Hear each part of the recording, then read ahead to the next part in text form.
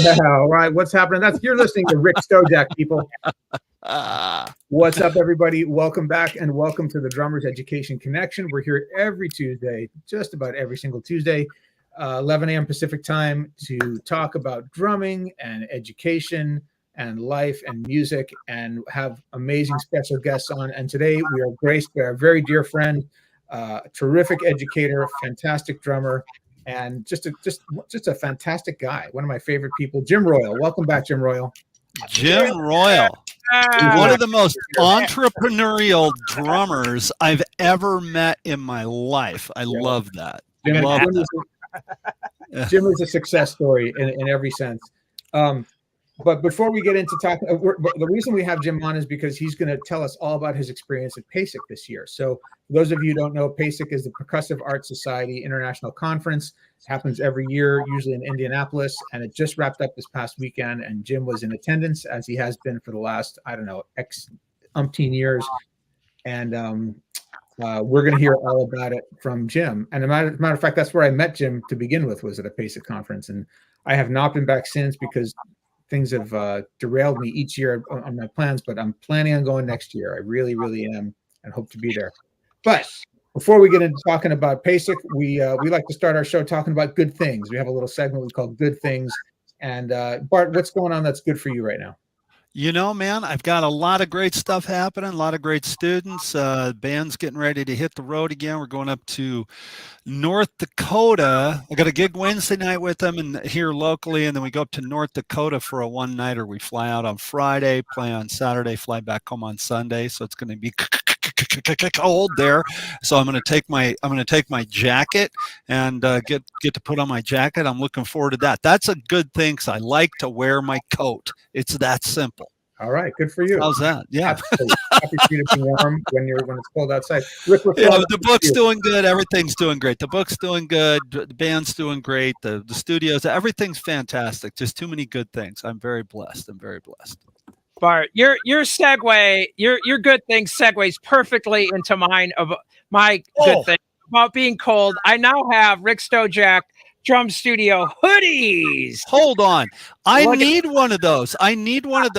Before I go on Friday. All right. I'm going to freeze.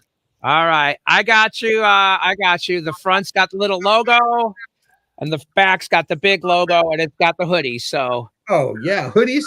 Yeah. You send me $40, people, and I'll send you a hoodie. Oh, dude, I have worn your Rick Stojak t-shirt on so many gigs.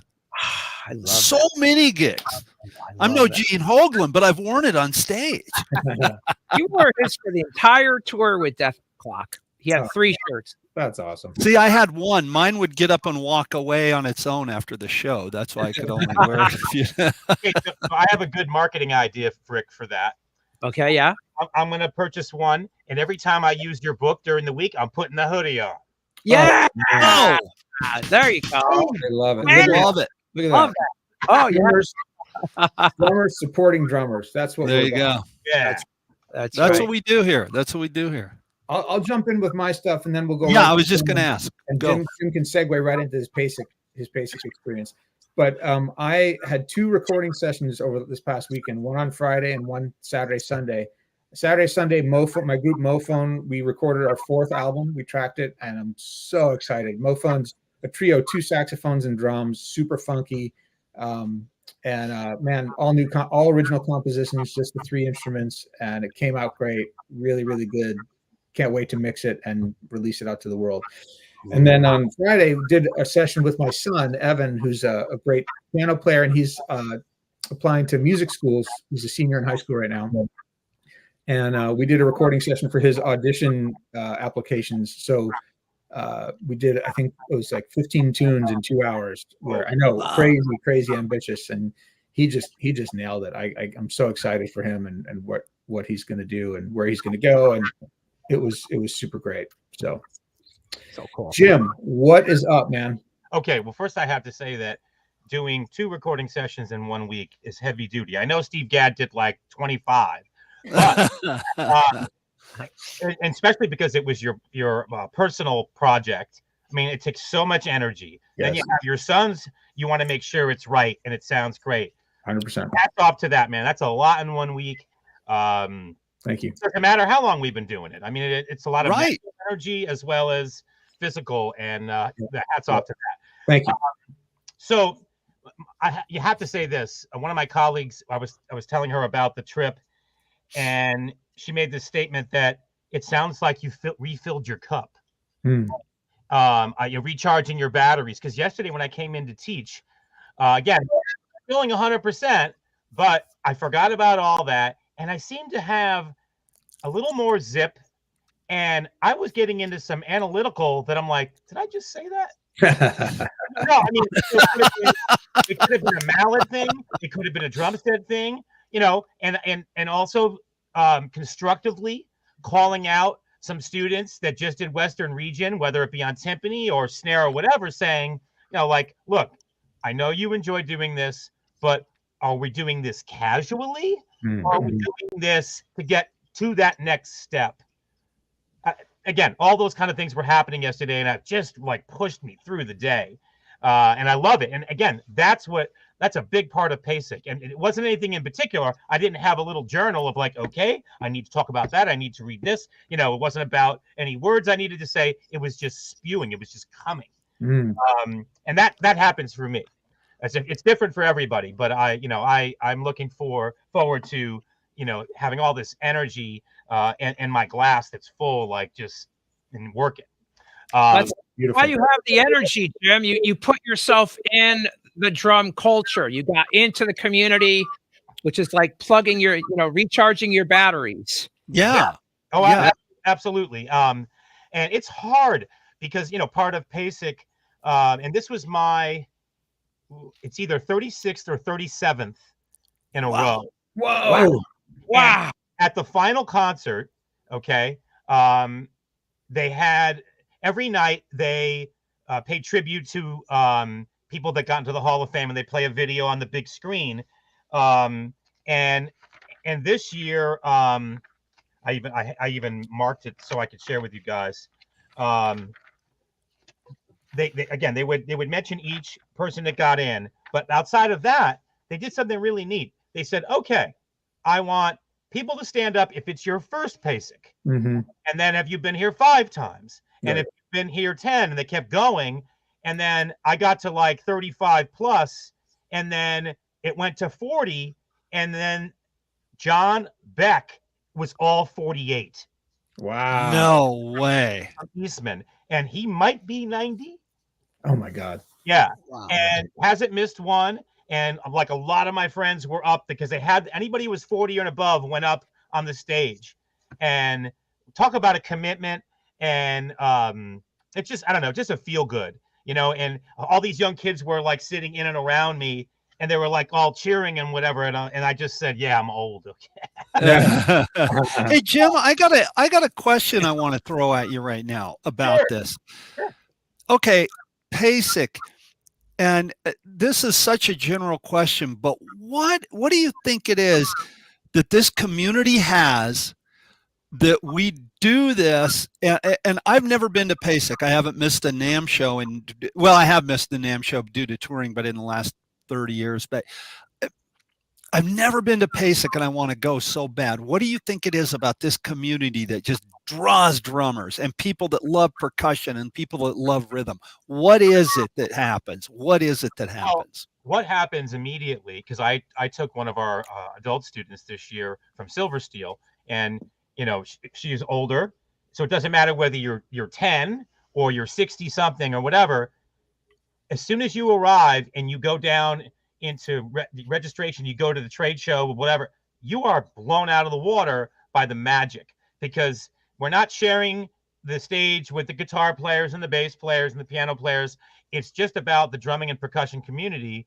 And with, even after 1 year, you've already started to network and made some friends. And think about after 5 years and 10 and the 30 something that I have, every time I turn the corner, someone's like, yo, hey, Jim, hey, whatever. If I see somebody, I'm like, whoa, what's up? And it could be from any genre, whether it's marching, country, whatever, classical. And these are like lifelong and lifetime friends that you end up building, and you look forward to seeing each other, and you sometimes someone will say, yeah, I can't make it or whatever, and they feel bad because they know that, like, when you're there, there's something special that happens. And again, we're going to blow through this hour for sure, but just some of the things that hit me just as I said that. Okay. Last year, they do a jazz jam. And being that I was on the committee, it was my first year, Mark Powers said, Jim, would you like to sit in? What? Okay. I was all excited, and I had to pick a tune and do it in advance. And 4 people before me was Dave Weckl.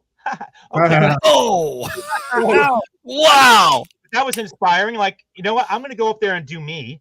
And that's something we all have to grab onto, is that we all have our what we bring to the table. You know what I mean? Dave's Dave, and Rick's Rick, and Bart and Jeremy. I mean, we all bring a certain feel and the genre that we like.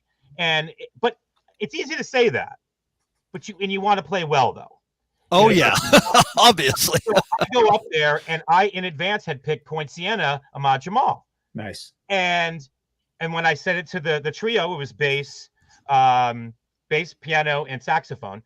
And they were seasoned. And they said, hey, can we do an audible?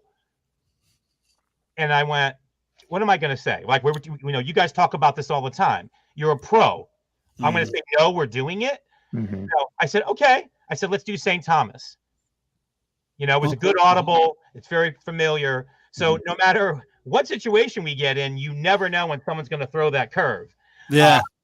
So getting to what happened this year, Murray went up and he started the whole thing. That's another thing.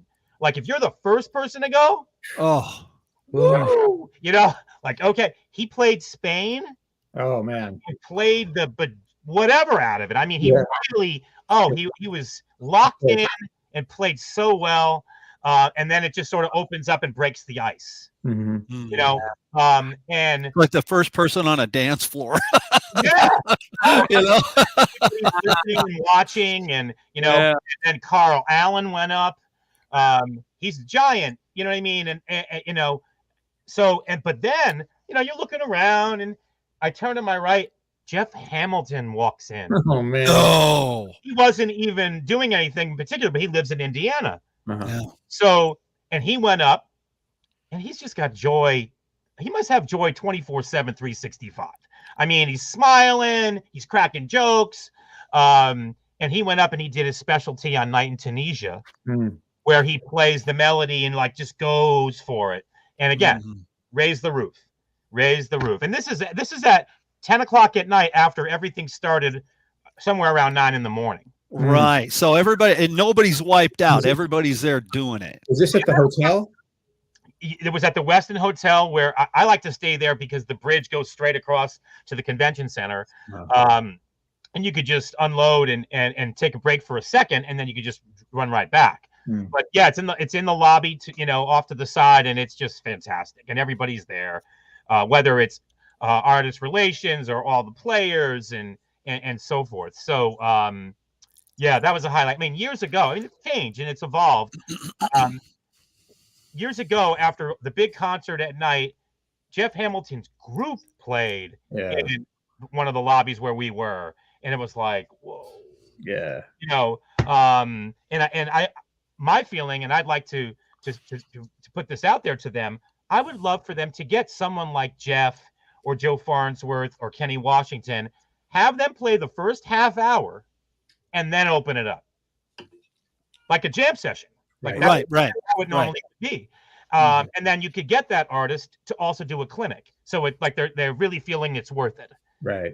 Yeah. That's part of being on the committee. Mark just says, look, you have some ideas, you talk about it at the meeting, or you send it to him or whatever. Because, I mean, why are you on it then? You just want the title, and you're just going to sit at the meeting and say boo. You really need to be engaged. So at any rate, beautiful. So that was that. And I'm all about questions, guys. Whatever facet of it you want to ask, I'm wide open. So I have a quick question. All of these players, we all know because we've been doing this forever, and they're the big giants. But what if you're just a beginner drummer getting started? Would you recommend going to this convention, and would it be intimidating? I don't think it's intimidating. It's only inspiring. Yeah. If you're a little bit younger, you're going to be going with a guardian or a parent. And once again, you hit that trade show floor, it's a kid in a candy store, just like Sam. So, and then you go to a clinic and you see someone like Klaus Hessler, you know, who was there this time, or whoever. How do you, I mean, for a younger kid, for a younger student, you may not understand everything that's happening, but it doesn't matter. It's about feeling the inspiration and go, I want to do that. I got a question that kind of goes along with what Rick was saying, because you know, okay, you have a younger student, they're coming, they see the show, and now that inspiration hits. But like Rick said, sometimes that can be intimidating. There's a jam session, and what do you say to that young kid? Hey, just go do it. Just jump into the deep end of the pool and go. How do you deal with that with at a place like PASIC? A younger student would not participate in the jam. Well, not in a jam, but let's say you're at a booth and there's a bunch of guys playing pads and they're killing it. That can be intimidating to a kid. Okay, here, go try out the you know, Johnny what's it practice pad. Yeah. Well, I don't know, all those guys are playing it. What do you say to that student? What do you do? Oh, well, if I say I was manning the booth or I was one of the people, you would encourage them if they looked a little bit lost. Yeah. And like, I don't know what to do, or I don't feel like I belong. How about that? Like, even though you do belong, even as an adult, sometimes you're like, this is a little overwhelming. Yeah. You know, I mean, Greg Bissonette's walking around just like he's hanging out. And we all know Greg Bissonette's played with everybody. Yeah. But such an awesome guy, he doesn't make you feel that way. And I think that's the biggest thing. Right. Is that almost everybody is going to make you feel like you're $1 million. Yeah. And that's how Greg Bissonette is, and so many other great drummers. And I know you guys are. So you would take that person by the hand. And again, I get a little bit of that here and there. I might be somewhere and somebody asks a question, and all you need to do is be positive and encouraging. And they'll smile and then they'll go for it. But if you have the snare drum drumline chops masters, you know, what the heck is that? You know, like, I don't know what to do with that. Yeah. Well, I saw the reason I asked that question, and you mentioned Greg, I saw a video and they're playing on a table. There's a whole circle of guys playing on a table, and there's some water bottles and a coffee cup. And it comes to Greg's turn, and he just starts playing everything and killing it. And he does 4 bars, and he's out, and he throws it to the next guy. And you could tell that the next guy was a bit, you know, but he did it. And I was like, way to go, man. Way to go. You know, you hope that you don't get so feared that you actually shut it down. But right. Most of the time in that situation, I think, well, we'll say, who he is. Maybe everybody doesn't know. But it seemed like other people that were standing with him were a little bit older, and you go for what you play with what you got. You know what I mean? And I'm going to tell you guys a quick story. I have a student of mine. He's been studying with me since he was probably 9 years old, and he's 17 now. He's a senior in high school, and he's he's turned himself into a really good really fine jazz player. Terrific feel, great time feel. And he went and auditioned for this group, very competitive group, the SF Jazz All-Stars in San Francisco. And he didn't think he had any kind of hope of getting in. I honestly didn't think he did really either, because the level of musicianship is very, very high. They only take 2 drummers out of the whole Bay Area, right? And I said, hey, man, listen, don't worry about what you can't do. Don't worry about those other drummers who have more chops, who have more, dynamic soloing ability. I want you to lean into what you're really good at, which is swing. Great answer. Great advice. I want you to swing your ass off, because I know you can swing your ass off, right? Just do that. Just do the thing that you're really good at. He made it as an alternate. That's great. Awesome. Yeah, I love success stories. I love it. And it didn't even matter whether he got in or not. To me, that he tried was the most important thing. But I love the fact that they recognized it. They're like, oh, there are kids who have more stuff, but this kid's got something special. Yeah. And so, that's just kind of along the lines of what you're saying, Jim. You get there and you're on the table, and Dave Weckel's taking his 4, and Greg Bissonet's taking his 4, and now it's time for you to take yours. You know what? You got to do the thing that is you. Yeah. And that's kind of my, part of my wheelhouse is playing Caribbean stuff. And I'm like, I'm just going to do me. Because a lot of people were doing the swing thing. And I'm like, I wanted to mix it up. Right. And that's why I wanted to do Poinciana, actually, because it's that offbeat ride pattern on the bell while you're doing something with a mallet. Yeah. And that would have been so different. But it's okay. It got taken away. But I gave him my best Max Roach. Not even that. You know what I'm saying? I mean, yeah. I still want it to be me because I'm not going to mimic what he did, but it would be in the style of. Well, you were the best Jim Royle you could possibly be. That's right. I think that's the advice that I give my students. I'm like, look, be the best you that you can be. And that's why I kind of ask that question. And Jeremy, I'm sorry, I didn't mean to step over you. Go ahead. That's right. It just reminds me of I think it was a Modern Drummer Festival video that I saw. You guys have probably seen this one. It's like, there's 3 drum sets. I think it was Basio, Weckel, and Gad, and Basio does his crazy thing. I could be wrong about that. It might have been other dudes. And then Weckel does his crazy thing, and then it's Gad's turn, and he's like shaking his head, like, how am I possibly going to compare with what these guys do? So he comes down and takes it down to pianissimo. And he does this like super tasty thing, and it just blows everybody away because he didn't try to do something he wasn't. He just tried to, let me lean into the thing that I can do really well, which is do the taste. And so, have you ever seen the Modern Drummer Festival days? It was Chad Smith and Ian Pace. Mm-mm. Oh, dude, have you said Ian Pace gets up there and he's Ian Pace? He just and kills it. And then Chad Smith gets up, and for 5 minutes, he just holds a groove. He holds this funky groove. Right. He doesn't play any fills. He's just holding the groove, and he's not moving, and he's driving the piss out of it. And he reaches up finally. He's probably not even counting bars, and he just plays a crash cymbal. And it brought the house down. He gave it a 1 on the crash cymbal, brings the house down, and it's over. And Ian Pace goes, who needs a click track? I mean, it was so perfect. He was him. He didn't try to be Ian Pace. Ian Pace is his biggest influence, but he just, hey, this is what I do. If you don't like it, I'm okay with that. And I just, that's beautiful. It's beautiful, beautiful. Good. We all love this. It's such affirming, positive stuff. Jim, give us, I'm guessing this is Kevin Lyman's comment. And Kevin, man, if you want to jump in, let me know, and I'll send you a link to join our conversation right now. It is Kevin. Yeah, that is Kevin. It is Kevin. Sorry, guys. I've been going back and forth. Kevin's here. Fred Fisher's here. Yeah, Kevin, if you want to jump in, dude, jump on. I did send you the link, Kevin. Come on the show. So, Jim, tell us. Kevin wants you to talk about the drum set, the training. What drum set training session opportunities that the drum set committee offers. Yes. This is my 2nd year. Mark asked me last year, and I just thought, got to, you know what I mean? It's an hour spot. You got to give back. Right. And ProLogic provides the drum set pads, and the committee came up with guidelines of different levels when people come up, because it could be any level. Right. And, you could go with that, but I tend to size up very quickly who sits down, because it could be somebody walking by, and we can encourage people, come over and do a 5-minute lesson.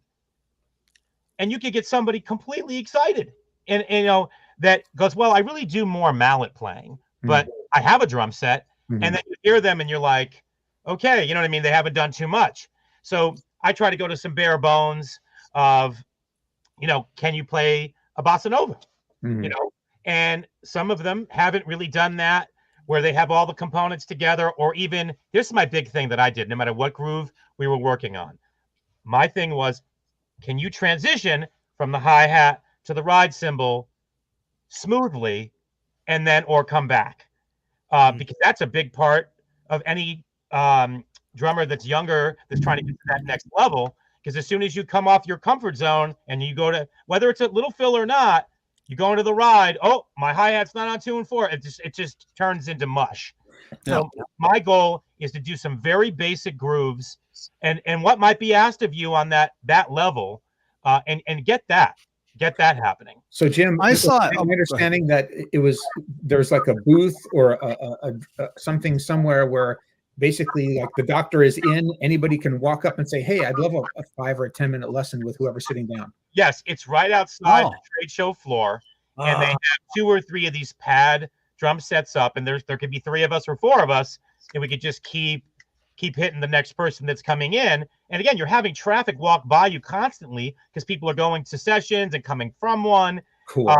And I love that. I want to go so bad, man. I mean, dude, I would have loved to come by and take a lesson with Jim Royle. Yeah.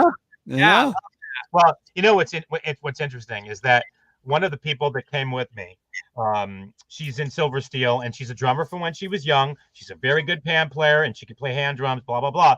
She was working at the merch booth, and she was doing a 5-hour volunteer thing. And I said, well, why don't you sneak over when you can? Because it got a little light because everyone could be in clinics, so they could be in the trade show. Mm-hmm. So we started, and I started going over some of those basic moves. We ended up doing like a 20-minute lesson. Awesome. And it made her day. Yeah, that's awesome. That's it. That's it. I was like, let's just stay and keep doing it. I mean, if somebody wanted to jump in and there was no other spots, I'd say, we got to move on to the next person. But why not? Yeah.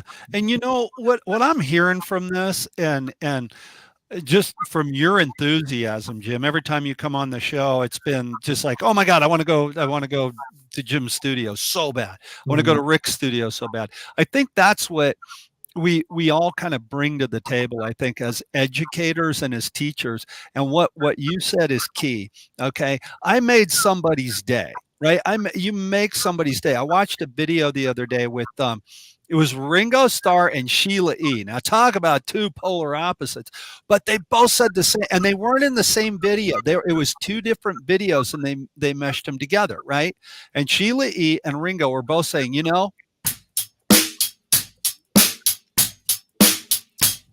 will work in a million songs. Master that. And Sheila said what you said, Jim.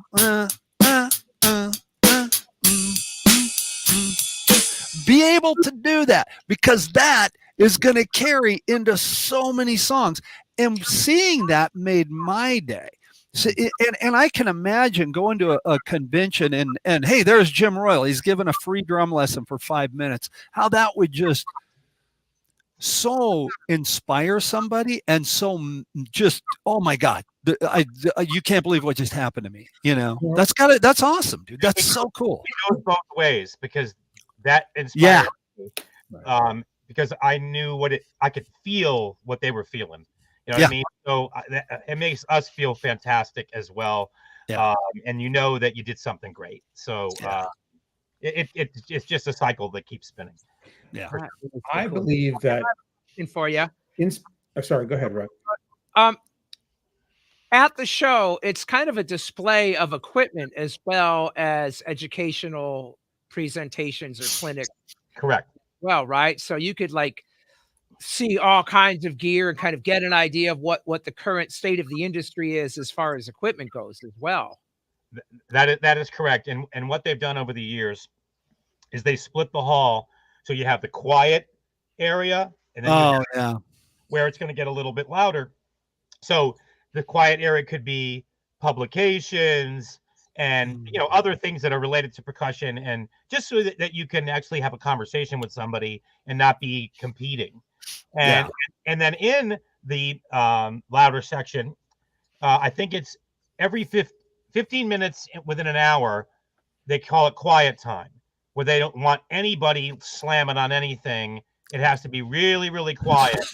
That's got to be like watching a room full of people going, oh, I got to play. I mean, because young kids don't know. And years ago, they would have people walk around with a meter. Right. And if they stamped your tag once, that's your warning. They stamp it twice, you have to leave for the day. Oh.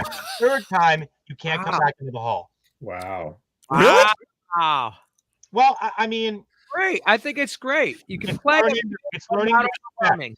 It's learning the respect of, it's not an all out Right. NAM. It's not like NAM. I can see how kids could feel that, and they're in the moment, and they don't. It gets by them. But you just have to say, hey, pull it back. Pull it back. Right.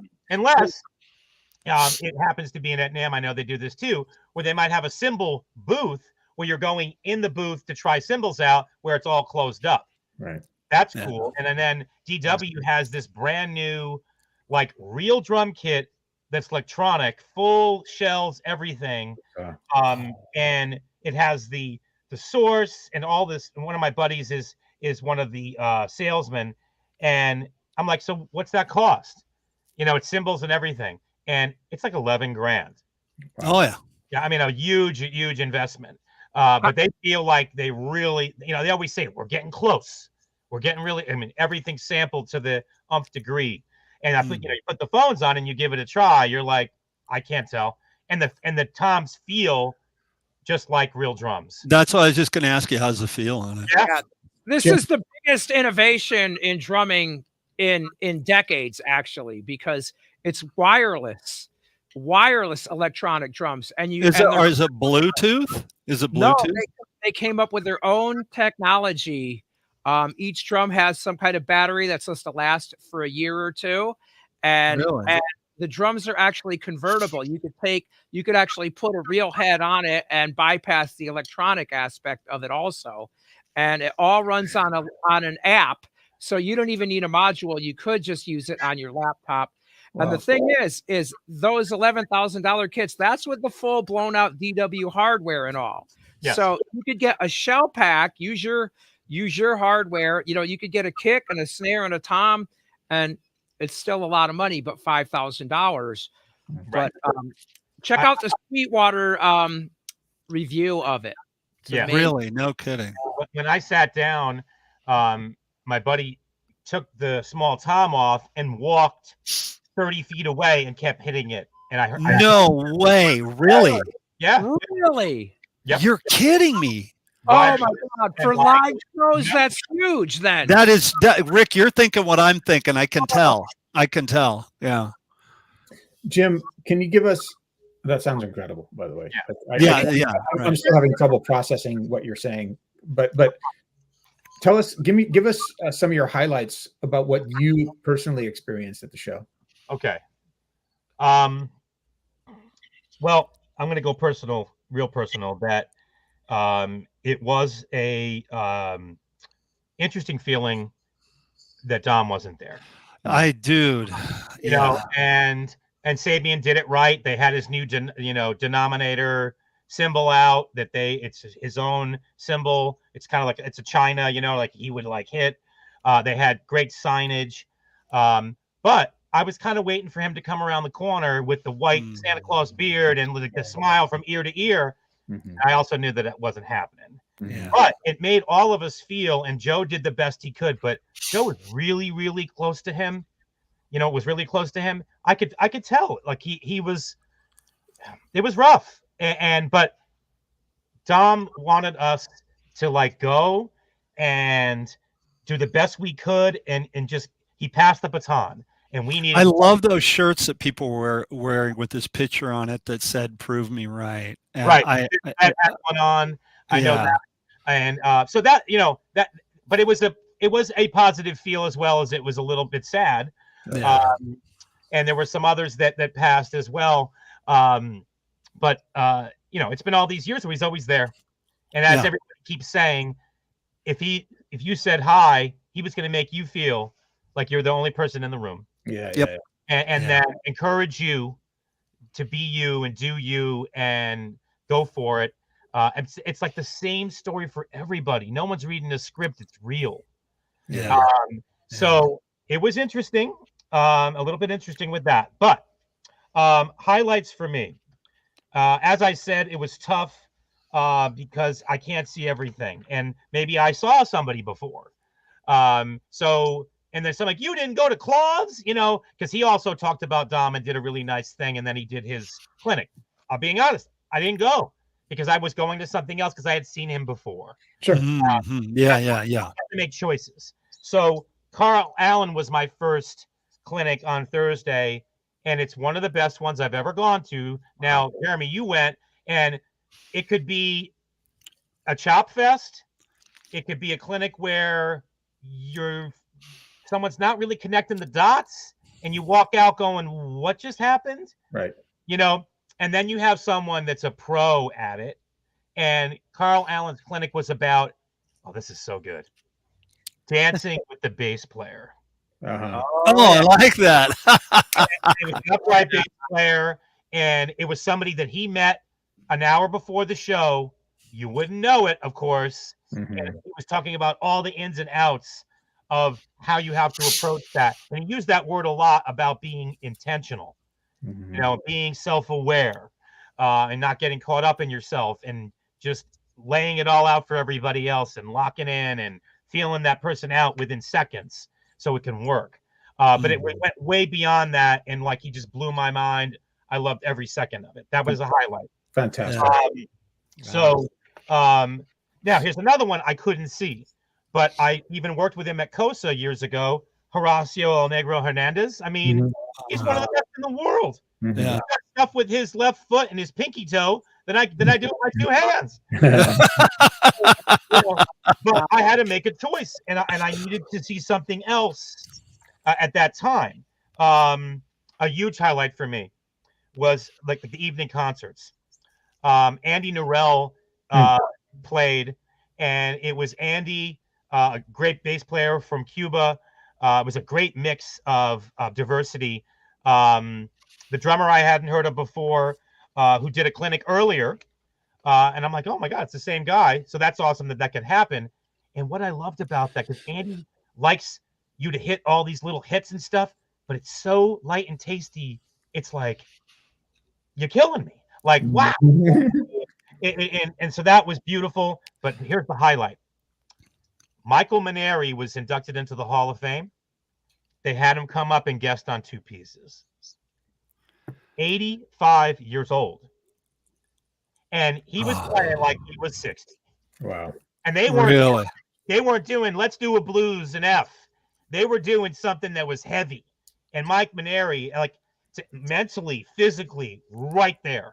And that made my night. And as I say to, it could be someone that I'm sitting next to or whatever, I'm like, do you know how special is it you're here right now hearing that? And that's happened for many years for me. Because, like Gary Burton suddenly is like, I'm not playing anymore.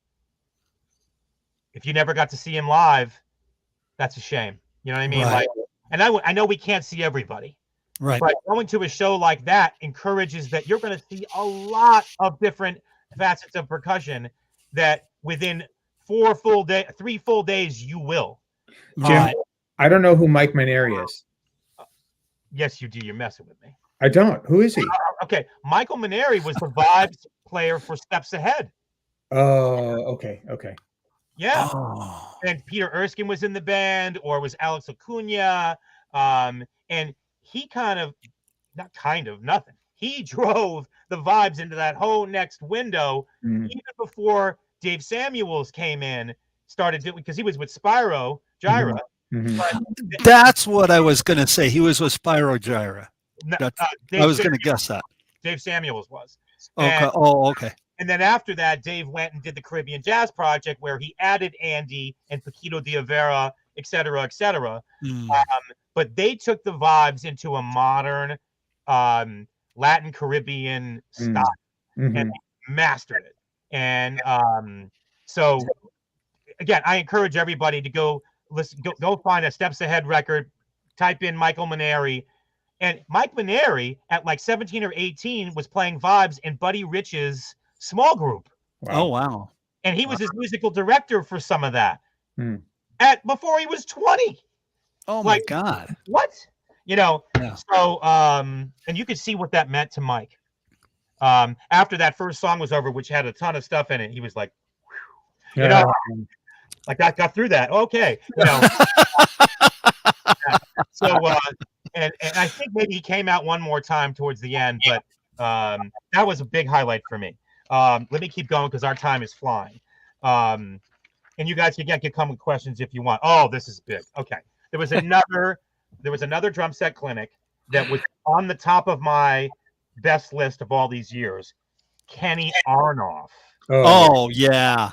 Oh my God. So what did he talk about? What did he talk about? Because I love Kenny. I'm a huge Kenny fan. Yes. Huge Kenny fan. What was great about Kenny that he melted all discussion into what he was doing. He had a video and pictures that were going along with his clinic about, you know, getting to the point where when he moved out to LA and trying to get a session, and suddenly he gets an opportunity with Mellencamp where he was playing with him live, and then they were doing a record in the studio and he got replaced. Yeah, I know the story well. Yeah. And then Kenny's like, Kenny could have walked away with his tail between his legs. Instead, he's like, I'm not going home. I want to stay here and listen and watch what's happening.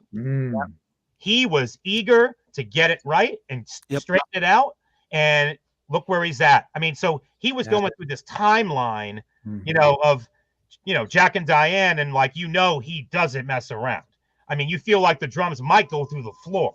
You know what I mean? And I forgot, I think he's 70 on the dot. And like, he's like, you know, Jack LaLanne, like what? You know, but his positive message kept coming through it. He's like, okay, guys, you put 0 in, you're getting 0 out. What do you think this is? Like, you want shortcuts? They don't exist. You put 2 in, you're getting 2 out. You can make excuses week to week, month to month, year to year, or you're going to get to it. Yeah. And that's what he did and continues to do. And his recording, you know, biography of it's just unbelievable. He's played with everybody. He has more diamond and platinum albums to his name than Elton John. I'm not surprised. Yeah, he has more diamond and platinum albums than Elton John. And how about this? He went to college for classical percussion. I know. He was a classical percussionist, and he was winning all this stuff. He was like, you know what? I want to play in a rock and roll band. That's what I want to be in the Beatles. I want to be in the Beatles. That was part of it. And he brought that up on the screen that his mother said to him and his brother, hey, you guys got to come inside. It was that moment when they were on Ed Sullivan. Yeah. Game over. Like, I want to be Ringo. And that's where it started. And I think a lot of people say that. I mean, we all have that moment, and I don't want to get off on a sidetrack. I just have to interject this. Everybody on this show, we've talked about it. All 4 of us had that moment. The people that watch the show have that moment where it's like, that's what I'm doing, and I'm going to do it if I have to, you know, live under the bridge. You know, we have that moment. I'm sorry, Jim, I interrupted you. Go. I call it an aha moment. And you have to go for it, and because you're going to regret it if you don't. Like, oh, I don't know. No, go do it. Just go do it. And that's what he was encouraging that. Don't hold back. Okay, you're going to mess up. It's okay. You know, you're not going to get every gig. You're not going to play everything perfect. Whatever. So, and not getting that record thing was him about him being solid on the click. You know what I mean? So, and then he also he talked about this, and I remember this.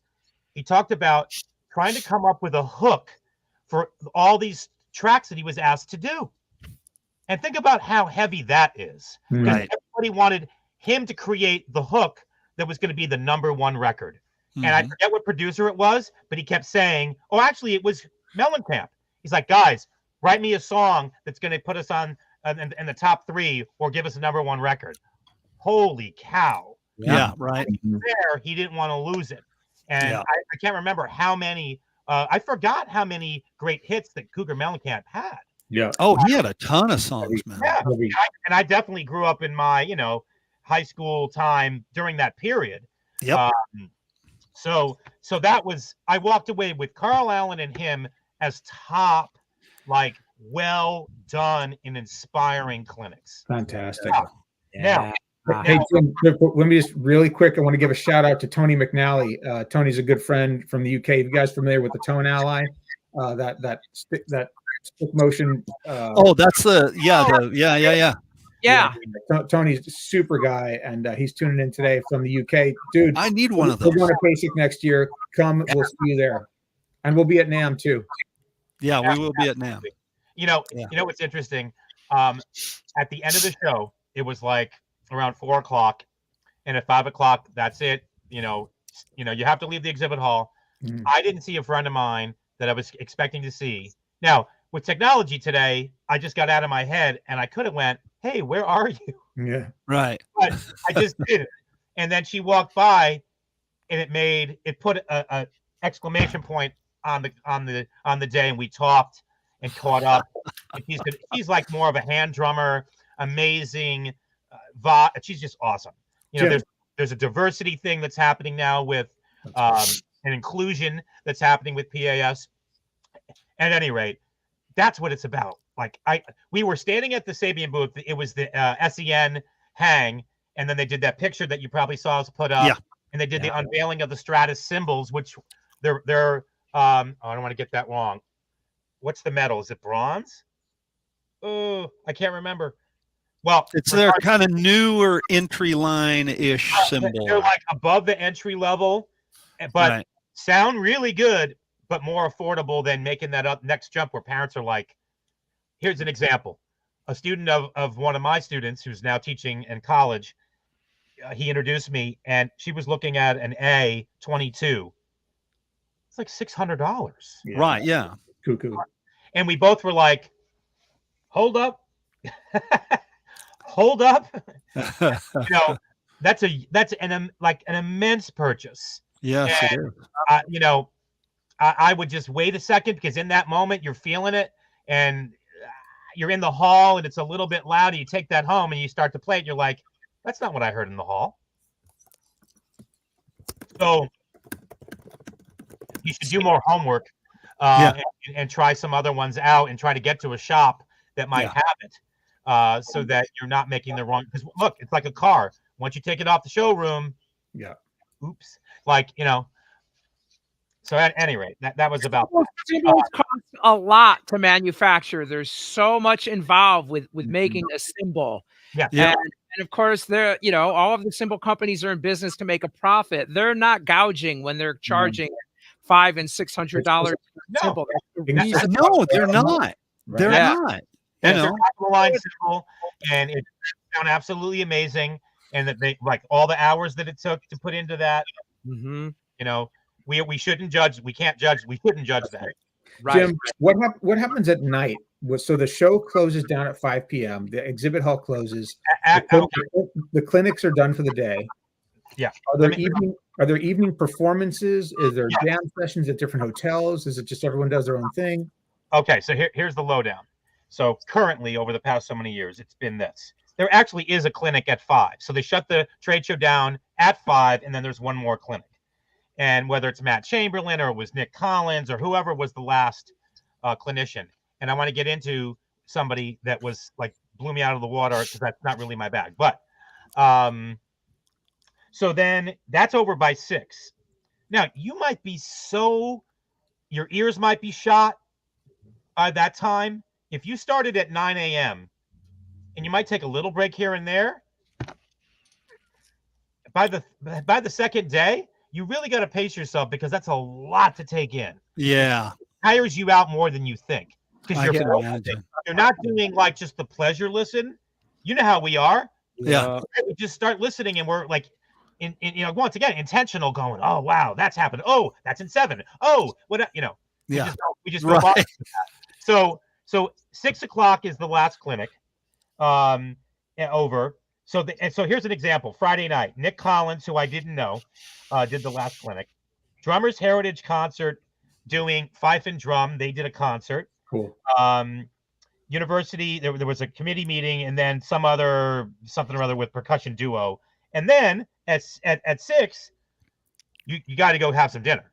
You know what I mean? And you try to team up with friends, and you might get hooked up with somebody that's in part of a drum company that they would like to talk to, and they invite you to go with them. And, you know, you have to just build up some courage, you know, and not feel like I shouldn't go or whatever. Yeah. That's what the awesome thing is about the having all these friends that are connected somehow. Right. And then at 8 o'clock starts the evening concert. So the first concert at 8. So like I said, it keeps going. The first concert was this group from Brooklyn called Red Barat. And yeah, I know those guys. They're amazing. Yeah. Okay. I mean, it was like guy playing the dole. Yeah. The Indian drum, where it's like that high pitched on one side and that lower, like on the other. But they infused it with the drum set player, 3 horn players, bass, and they had the young kids up doing the jump dancing. They had and I'll tell you, last year when I think Pancho Sanchez did that, I kind of got verklempt. I got choked up because I was seeing this next generation get it. And because they don't know who Pancho Sanchez is really. Right. Or who this group is necessarily, but it was the feeling that they got from it, and they were uninhibited and went up and just danced. You know how people are. They get all scared when, I got to dance. Oh, I have to say some vocal word, I have to sing the rhythm, Yeah. So that's just a wonderful thing. So that was the first night. Second night was the Andy Norell group. Third night was one of the top percussion ensembles for adults called Third Coast. Oh yeah, I know those guys too. And they did a couple pieces that I purchased after it was over, where one of them was all 4 of them on a 4 1/3 octave marimba, 2 on the sharps and flats side, and 2 on the side. Playing backwards. And it's doable. It wasn't like so heady that it can't be done. And they were doing all kinds of cool stuff. Sometimes it can get a little outside and you're like, I don't get this. Or it gets so avant-garde, you're like, I don't get it. Jim, do these groups get paid to come perform? People that are doing the evening concert definitely get paid to perform. Do they fly them there and they cover their expenses? And that's how this gets so expensive. Right. Oh, okay. Yeah. The last night was Tony Surcow. It was a Latin band, but he's also Filipino and something else. He had a 13-piece group. Wow. His mother was singing lead vocal, who was 60-something years old, and who was amazing. But think about that. You got to fly all those people out. Yeah. Certain instruments have to get flown. So I never have an issue with what it costs, and it's still reasonable. Right. Because I know it's expensive. Well, you can't even put a price on what you're talking about, what you take away from this experience. I mean, you just took the words out of my mouth. You can't. You're not going to get that zoned in for those 3 full days. Never. Right. Never. Like you could go see Matt Chamberlain in a clinic where it could be $40 or $50 maybe, right? Or whatever. I mean, some of them are free, but think about what a lesson would cost. Right. And you're getting all inspired, and you're hearing tons of people do that. I forget what it costs for the registration, but it's not super expensive. It's not super expensive. And there's ways to get around it. You can try to get a scholarship if you're younger. You can, what's the other way? You can volunteer. Well, I got a thing. I got an email saying you could volunteer. You could go volunteer to help out at the show.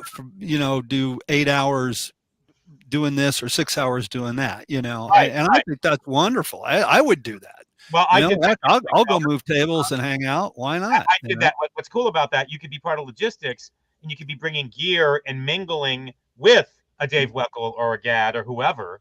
Yeah, you're feeling. You're right in there. And where are you getting that?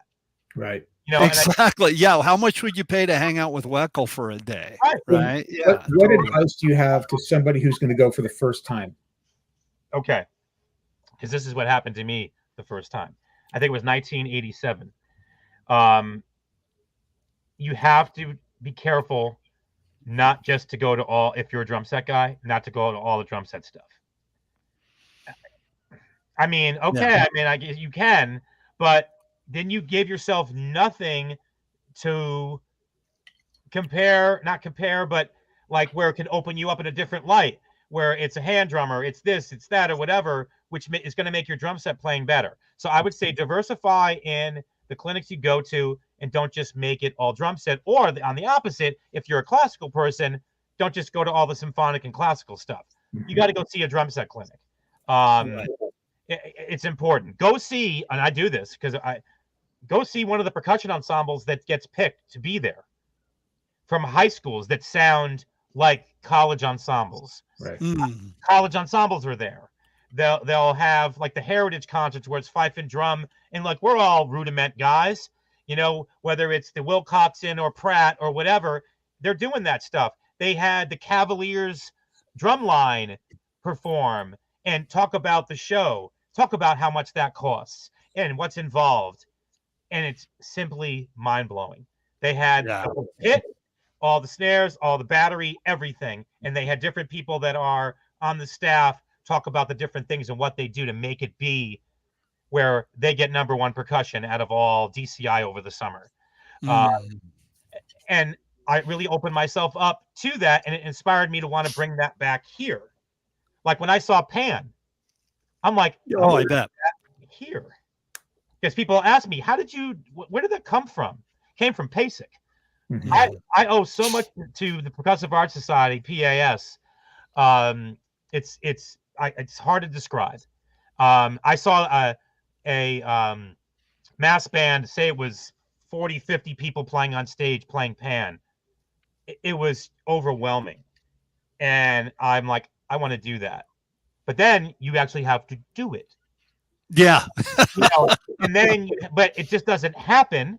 And I just didn't get 7 leads and all the doubles and the cellos and the bass and all that right away, because it's expensive. So you would buy a couple leads and get 1 set of doubles and you build it. I'm just giving an example. Right. Nothing that we've built here happened overnight. And it just can't. Financially, it just can't. Right. But you could get it started and people get excited, and then it grows and you add another drum and do whatever. I want to throw this in, Jim, because one of the things that I'm getting I learned so much from our show,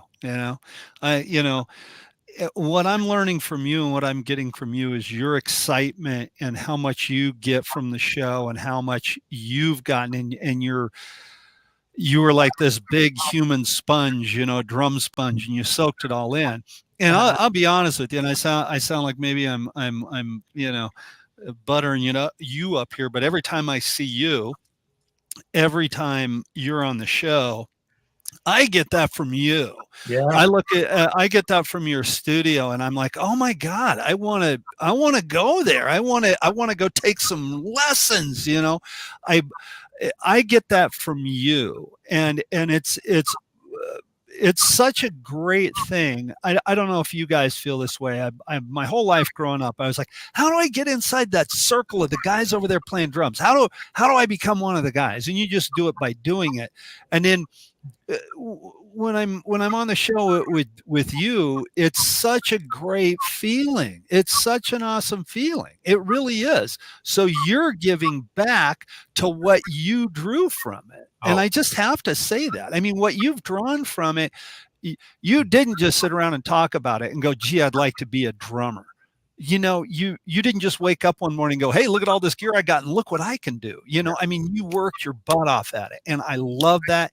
And I just had to throw that out there because I've gotten so much from you. So thank you. It's helped me to build myself as multifaceted with what we do here. And it all happened organically by going to PASIC.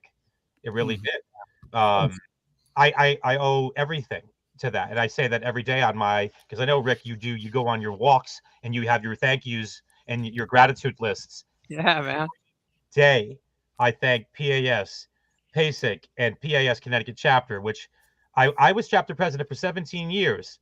And nobody does it that long because they're like, no way, I can't do this.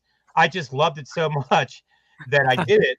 And I was in the audience the year before I became president, and it was a woman named Christian Shiner McGuire. And we were talking, and again, I was young. She was older, and she just said, well, if your chapter's kind of dormant, why don't you just start it? Why don't you restart it? I owe all that to her. She poked me and said, "No, you do it." And Well- either I can go, "Oh yeah, whatever," but then Yeah. no, I'm doing this. Right. Yeah. So It just goes to show that one person can make the difference that's in whatever. I mean, if you're into collecting thimbles, one person can make all the difference to the thimble collectors in the world. You And know what I mean? That's the aha moment again. Yeah. Well, Bart, you have a lot of thymbles right there on display that you could show. Millions of them. I have so many. Look at this. The thimble for the world's largest thumb, right? It sounds great too. You know? I just want to point out that Jim, you really do seem to embody for me the spirit of what PASIC is about. Yeah. And I love when I always look forward to it. We have you on every year after the show to come talk about your experience. And every time when you come on, just like Bart, I get inspired from you and your inspiration. And it makes me absolutely want to go next year. Oh, I want to move to Connecticut if you want to know the truth. Because I want to move to Connecticut. keep that with you, because we can get caught in what happens next and suddenly it doesn't happen again. Right. That's right. I have friends that are great players and they always like, well, I'm going to go someday. Okay. Stop talking about it. Less jaw, more paw. Well, I want to point out that also. I'm going to so rip that off from you. I am so going to steal that from you. So, I just want to point out that Jim wouldn't be here if not for PASIC. So that's where I mentioned earlier. That's where Jim and I met the first time. And Jim and I presented together at the virtual PASIC during COVID. And that wouldn't have happened not from COVID, right? All this. Right. We were at some little booth, and as always, he's open-minded, and we kind of bumped into each other a little bit, and like you look at somebody's tag, and you're like, "Oh, where are you from? Where are you from?" And then within a couple sentences, you're bonded. Yep. And then what he did, which sealed the deal, was he handed me his book, and he says, "Based on what you're telling me, you need to have this." And that's one of the best books I've read in that concept, because I felt like I was reading about how I feel about you wrote it down, though. I didn't. And you spoke to me in your writing, and I love that. I'm grateful, Jim, and honored to be your friend, and so happy to have you on the show again. And let's all I'm saying it out loud right now. I'm making a verbal commitment to being at the show next year. I'm there too. I'm there too. And this is what's your thing? More paw. Less jaw, more paw. Less jaw, more paw. The only reason I don't make a lot of like the events, I'm so blessed to be in a band that works all the time. And I mean, listen, life happens, man. And that's what's happened. The times that I've missed NAMM, and because NAMM's right down the street, the times I've missed NAMM is because I'm on tour, and so I'm so incredibly thankful. I got to go teach. All right. Thanks for coming on. Okay. 3 o'clock over here. That was amazing. Time to get busy. Yeah. All right, man. Thanks for coming on again, Jim. We appreciate you. Jim Royle, thanks for coming on, man. Everybody, take care, buddy. Awesome. Bye-bye. Thank you. Hey, buddy. See ya. Well, thanks y'all for tuning in. We were honored to have Jim as our guest this week. Thanks for your chimes, your questions, your comments, and we'll see you guys next week. We're going to have Dan Schinder is going to be our guest next week. We're going to do sort of a part 2 follow-up about how to learn 25 songs in 2 days, because he gets asked about that exact thing a lot with all his prog rock stuff he's into. So we'll be happy to have Dan back on, and we'll see you guys next week. Oh, that PASIC drumhead. Love it. Ooh, awesome. Yeah. All right, guys. Have a great week. Rick, are you playing us out or am I? What are we doing? Play a soca calypso for Jim. Go for it.